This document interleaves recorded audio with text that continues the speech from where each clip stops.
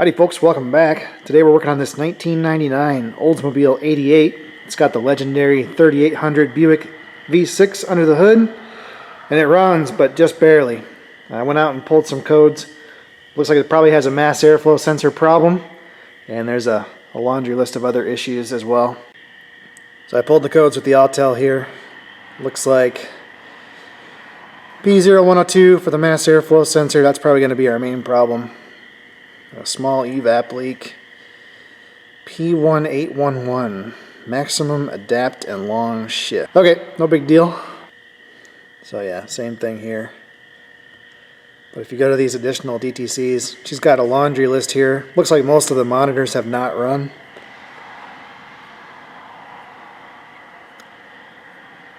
So I don't know, probably because the mass airflow sensor is bad, but yeah, it basically hasn't run any monitors.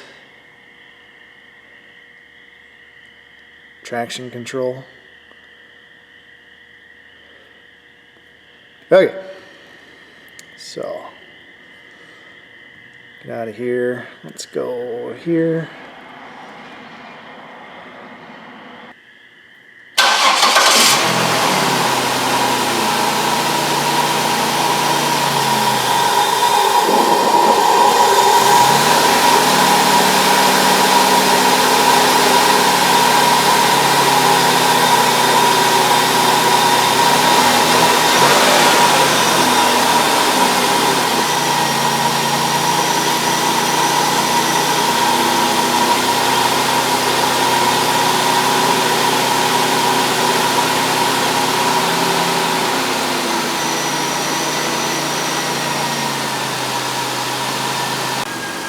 Well, I don't know.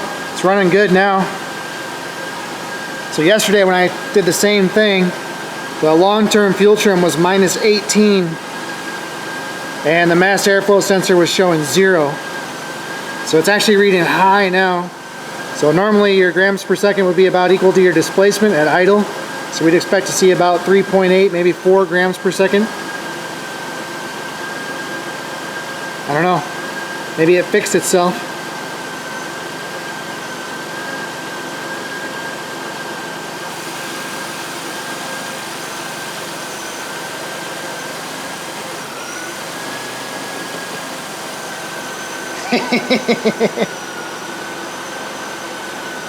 Yeah. So you see what happened with the mass airflow sensor when I tapped it? She's no good. So now it's actually reading low. Let me get a blunt instrument.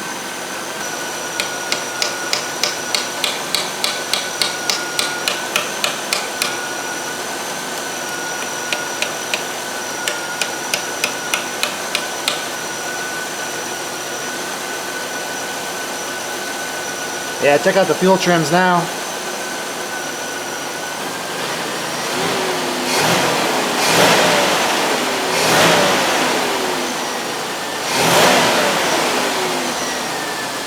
So the mass airflow is stuck at 1.75. You see our fuel trim's way negative.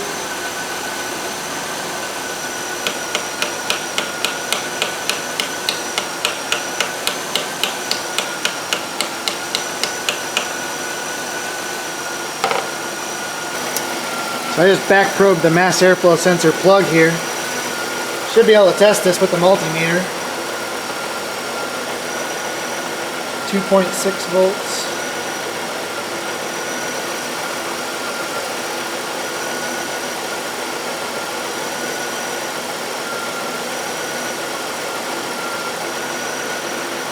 Alright, so we got almost 11 volts there.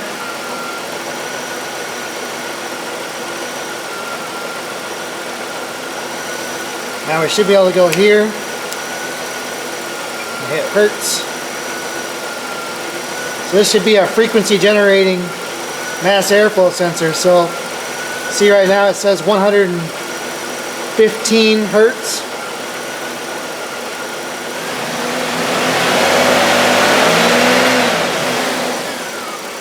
And it doesn't change.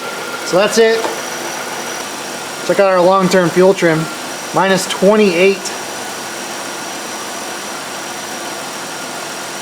Probably gonna die, because it won't know what to do. It's kind of cool that frequency matches what we saw on the multimeter too, so we can actually trust the scan tool.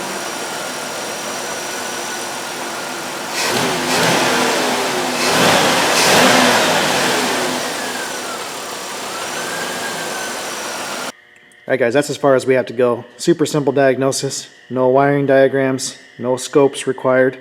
You do need a multimeter that will read frequency, but most decent multimeters these days will do that. So we could break out a wiring diagram if we want, but all you need to do is just do musical chairs there and find your power and ground. So we got 11 volts to the sensor, that's good enough. And then the third leg is going to be a frequency generated by the mass airflow sensor. So that's typical GM. And the frequency should match the mass airflow. So the higher the frequency, the higher the flow. This one is stuck at 115 hertz, which must be correspondent to 1.75 grams per second. That must be a baseline. So this car needs a mass airflow sensor, which I already ordered. We're going to swap that out first, see what happens with our fuel trims. I imagine that's going to take care of that issue, and then we'll go after the Evap leak. I will warn you guys, I am not strong on Evap systems.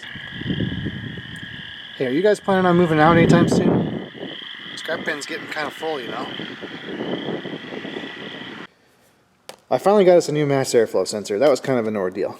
So this is what came out of the car. And if you look up this part number right here, you'll find out that this is an AC Delco reman sensor. And that's what I wanted to buy. But my parts guy talked me out of it.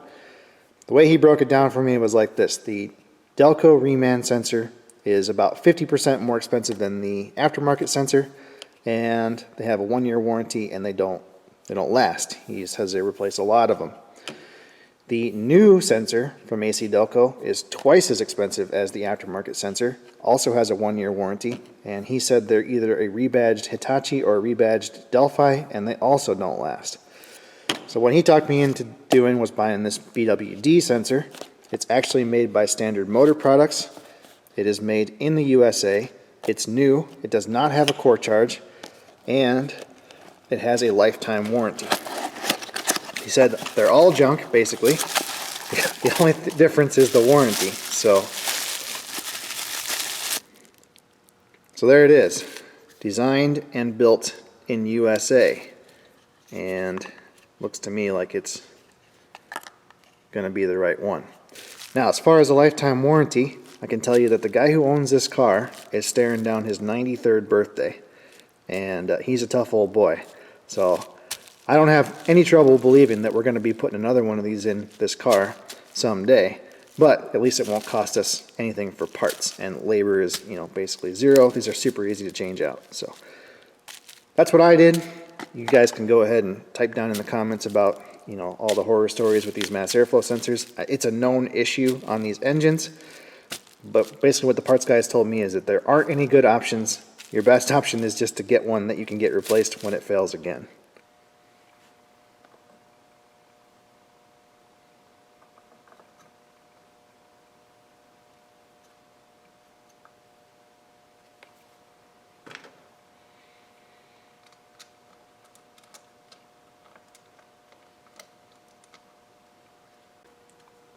These GM mass airflow sensors have these tamper-proof Torx screws, so it takes a, come on, focus, special tamper-proof Torx bit, or you can do what I do a lot of times and just break the little tab off. Turn it into a regular Torx. I guess we could call it tamper-resistant, not tamper-proof, so there's always a way.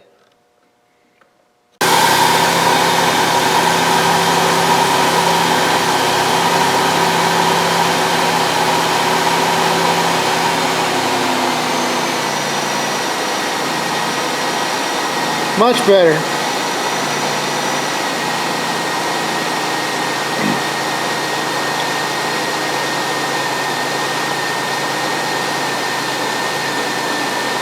See, our fuel trim is actually positive now instead of negative. So we want our total fuel trim to be around 10%. It's kind of high right now. We'll see if it comes down.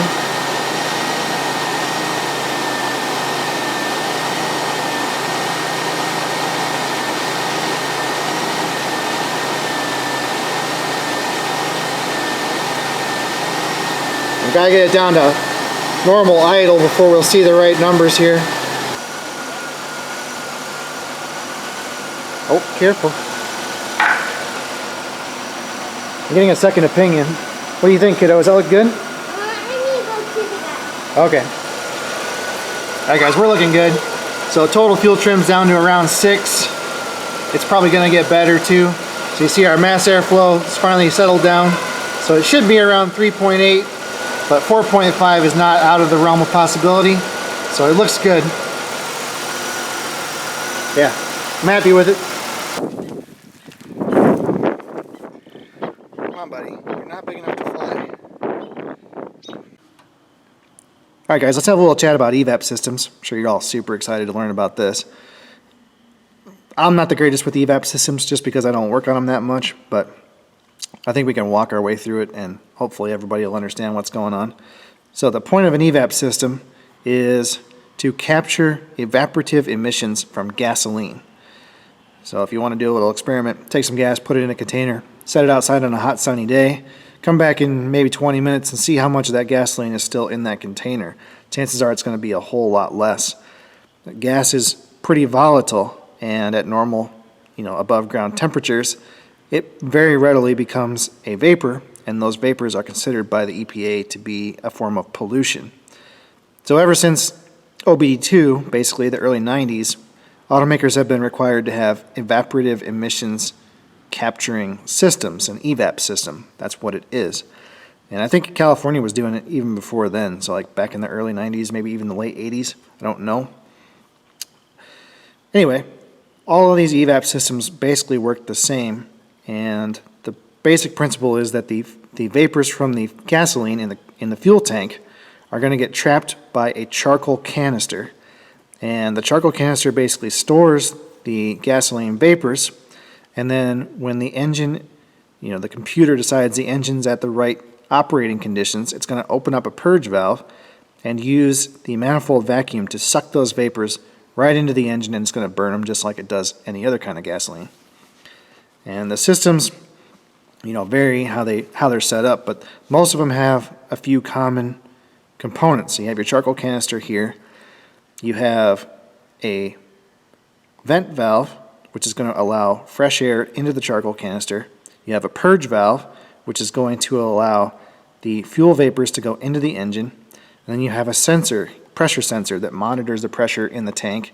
And the pressure sensor is there to do several things. It controls, kind of controls how the computer runs these valves. And then it's also used for monitoring. So we want to know whether or not this evap system is working. With OBD2, everything's basically closed loop, and we're using sensors to monitor whether or not the commands are actually being followed. So on this Olds 88, I'm actually not even sure it has a vent valve. I'm not even sure if we can get to the charcoal canister. It's buried underneath the ECM to find that out. It might show up as a PID in our bidirectional controls, so I guess we can figure it out that way. But I believe on these older GM systems, the way that it monitors for leaks in the evap system is it just closes the purge valve and kind of records the temperature and watches for changes in pressure when the system is completely sealed. And if the temperature goes up, the pressure should go up. If the temperature goes down, the pressure should go down. And if it doesn't see any changes, then it assumes that there's some kind of a leak. So on a more modern car, they're going to close the vent valve, and then they're going to open the purge valve slightly and introduce a vacuum into the system. Then they're going to close the purge valve completely and watch how long it takes for that vacuum to decay. So basically how long it takes for the pressure to go back to nominal. And depending on how long it takes, determines how much of a leak you have. So that could be, evap small leak, evap large leak, etc. Now, if that wasn't complicated enough, what a lot of the newer cars are doing is actually running the monitor when the car is turned off. So instead of opening the purge valve to introduce a vacuum to the system, they actually have like a separate vacuum pump. And that pump is electric, and it runs while the car is turned off. So I'm sure it has to meet some like temperature or time criteria or whatever, and it's going to turn that vacuum pump on, introduce a vacuum to the system while it's sealed, and then monitor for decay that way. I don't know why that's better, but that's how some of them are doing it. Now when it comes to troubleshooting these evap systems, the codes can point you in the right direction, but it's not a, it's not a silver bullet. And usually the Evap large leaks aren't too hard to find. A lot of times it's going to be the valves. The Evap small leaks are a little more tricky, and a lot of people call those gas cap codes. It's like you go to AutoZone and get your codes read, and if you have an Evap small leak, they're going to say you need to replace your gas cap. But I'm telling you guys, that is almost never the case. In fact, I don't think I've ever seen a bad gas cap cause an Evap code. Now, a gas cap being left off absolutely will cause an Evap code, but I don't think I've ever seen one from the gas cap just being bad. Usually what happens around here is you get small leaks in the purge valve, small leaks in the vent valve, or you get a rusted out filler neck. Or sometimes you get corrosion in this. If it's a steel line that runs from the tank to the charcoal canister, you'll get some kind of corrosion in that. The best way to troubleshoot a Evap small leak is to close the system. So we'll close the purge valve, close the vent valve, and then we'll hook up a smoke machine. And the smoke machine is going to have a small amount of pressure and a large amount of smoke, and we'll basically just watch for where the smoke comes billowing out, and that'll be X marks the spot. Alright, here's my weapon of choice. This is an old school Otc Leak Tamer, the great big one. Works great, and I've got it hooked up to shop air, regulated down to about 50 psi. And if you read the warning labels on here, it's going to tell you that you have to use inert gas like nitrogen for testing an Evap system. I'll tell you that I've been in a lot of shops and I've never once seen anyone use nitrogen for testing Evap leaks. So I guess there must be some kind of flammability risk with oxygen in the Evap system, but I don't see how it's any different than the vent valve being open, so it seems a little bit overblown to me. But if you want to follow the book, you do have to use an inert gas with this.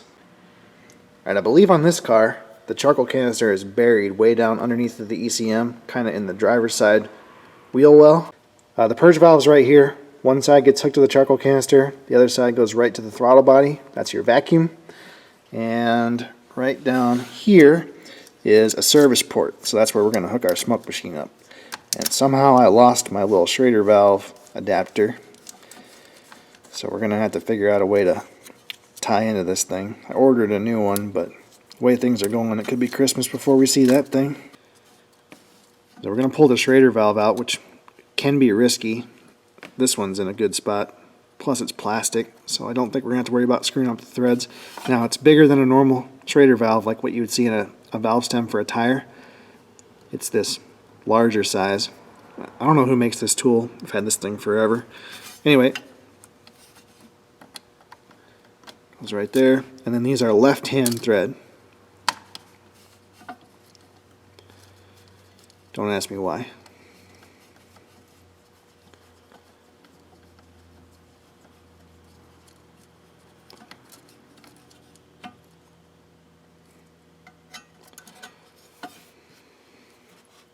There we go. Isn't that weird? I don't remember where I got these. I've got two of them. I think they're actually sold for air conditioning, but anyway, works good for this. So this is our Evap bidirectional stuff. So it does have a purge seal test, so we could actually do that. That would be more useful probably if we had a Evap large leak. Let's go here.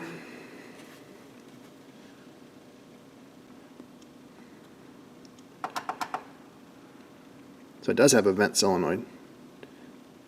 Interesting. You can hear it clicking right there. So I was wrong about that. Okay, that's good. Okay, we hear the purge solenoid clicking away.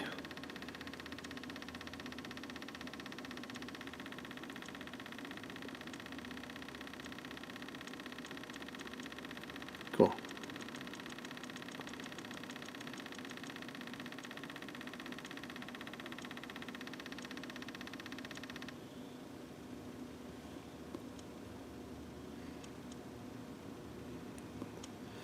So let's close that vent solenoid, start smoking.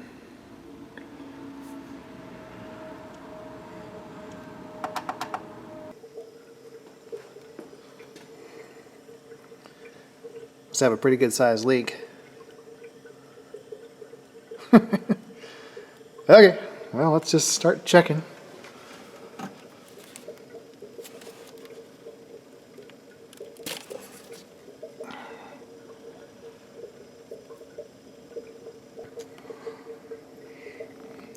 And my janky adapter here must be leaking a little bit.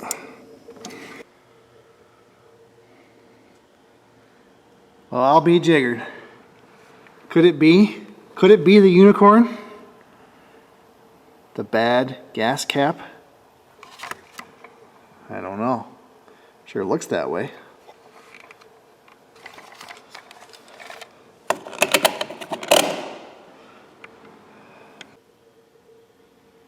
Don't tell me it was just loose. Come on, guy.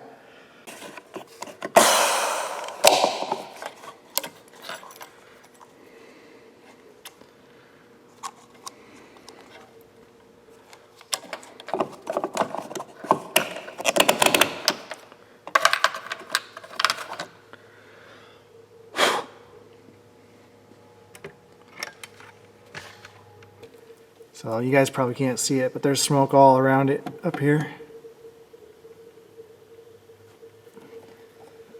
Looks pretty crusty. I don't even really want to touch it.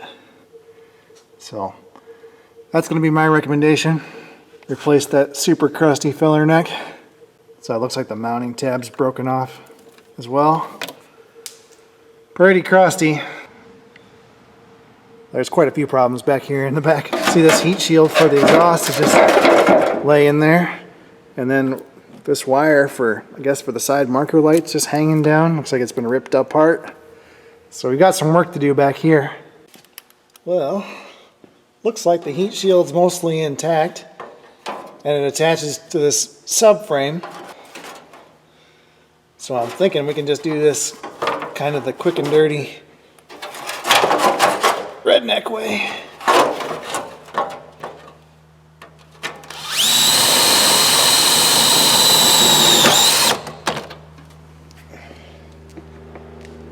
Oh yeah, of course. Let's try that again. By the way, I get questions almost every video about these lights. So this is a Braun brand light sold at Harbor Freight. I've got 4 of them. Keep them on a constant rotation so that the battery's always charged. Works well, other than it's a little bit delicate, or I'm a little bit hard on it, one of the two. I've broken a few of them, and there's no warranty on them, so once you break them, it's coming out of your pocket. Same thing on the other side, except we got a little bit less material to work with. This car is pretty rotten underneath, as you might expect. That went into nothing. Might have to put a fender washer on it.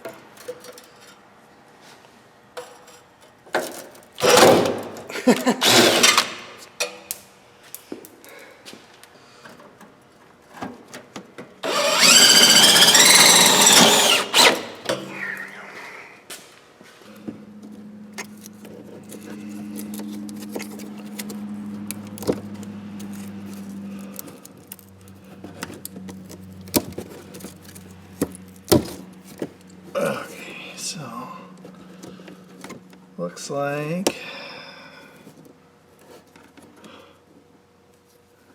just nip it there.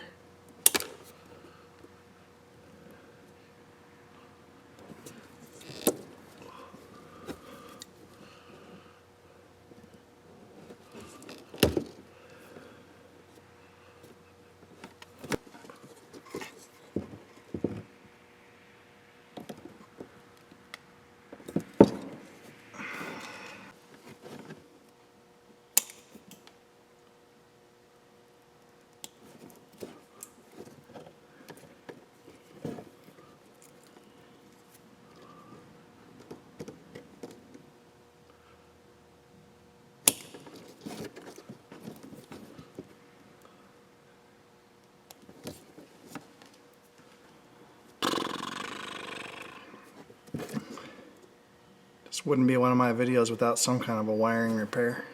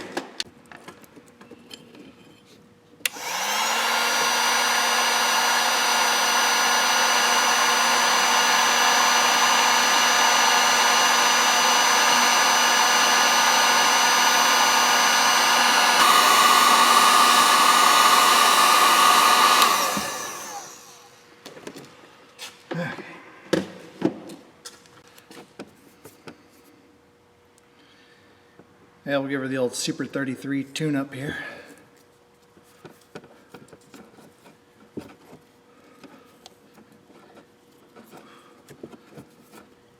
guys ever watch Project Farm on YouTube? I wonder if he's got a video about testing electrical tape. Should find out, because there are massive differences in quality of electrical tape from the cheap stuff to 3M. I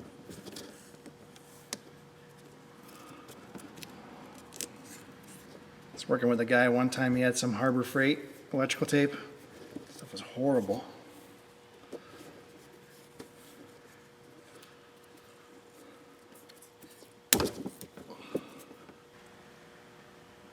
Alrighty, got the wiring tuned up here. Got our heat shield screwed together. That should stay there until at least the end of this video. Went ahead and hooked him up with some custom body clips here for the rear bumper cover. And then I found that the exact same wire was broken in exactly the same spot on the other side, so I went ahead and fixed that up. Screwed the other side of the heat shield, that looks good. Looks like the silencer there is all rotted out. Somebody's already put brake lines on it. Looks like they kind of split them all here about midships and went with NICOP towards the back. So nothing wrong with that. It must have been done a long time ago because it's all looking pretty crusty again. Pretty wild. Looks like that one there is pretty scary.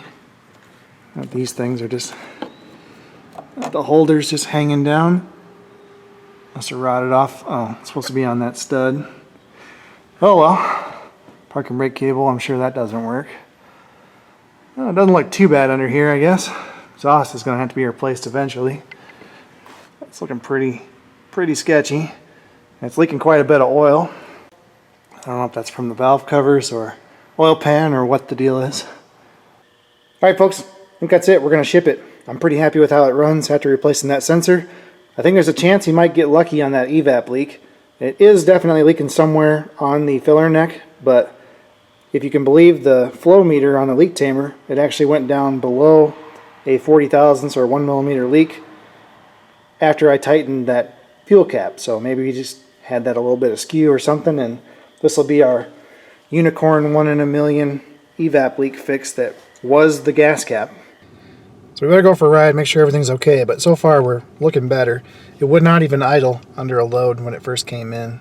So I think we got the engine running problem solved. Yeah, we're running good. Now the check engine light may come back on once it runs a drive cycle, because none of the monitors had run when we first looked at it. And you know, we don't know if it's broken unless the monitors run. I can tell you already that the evap monitor is not going to run because it's basically out of gas. I think it has to be half full for the evap monitor to run. So, I mean, it's not a big deal. There's no inspection or emissions testing here, so if the monitors don't run, it doesn't really matter. But we can't confirm whether or not that evap leak is a problem, you know, or if it was just that cap being loose without the monitors running. So, just something to make the customer aware of. Well, thanks guys for watching. I think this one checks a lot of boxes. You know, it's old, it's crusty, wiring problems. We got to use some obscure specialized tools. You know, lots of fun stuff. And I used to work on a lot of these Buick 3800 V6 engines. This is a fantastic engine. Possibly one of the best engines that GM ever made. They have a couple of problems that they all eventually will suffer from. So underneath of this intake manifold is the inlet for the EGR. So there's your EGR valve right there. There's a little tube that runs up under the bottom of this plastic intake manifold. And what happens is over time the plastic gets brittle around the EGR tube from the heat, and then they'll actually leak coolant around the EGR tube and it'll start sucking coolant into the engine. Now the other problem that happens very frequently is, for some stupid reason, GM decided to run the coolant through the alternator bracket. So if you see right down there, there's a plastic elbow that comes out of the valley and runs into this alternator bracket. And a lot of times those will break and you'll get a coolant leak over here on this side of the engine. And actually Dorman makes a aluminum replacement for that elbow. It's a lot better deal than the plastic one. But it's kind of a job to change it out. You got to take the whole alternator bracket, tensioner, whole thing off the side to get down to it. But these engines are famously reliable. I've run into several of them that have over 300,000 miles on them that have never had any, internal engine work done. Even in a big sled of a car like this, you can easily get 30 miles per gallon on the highway. And these aren't a powerhouse engine, but they had plenty of power for these cars. I don't have hard facts to back it up, but I would guess at least half of the rural mail carriers in this area are driving a car that have some version of this 3800 V6 engine.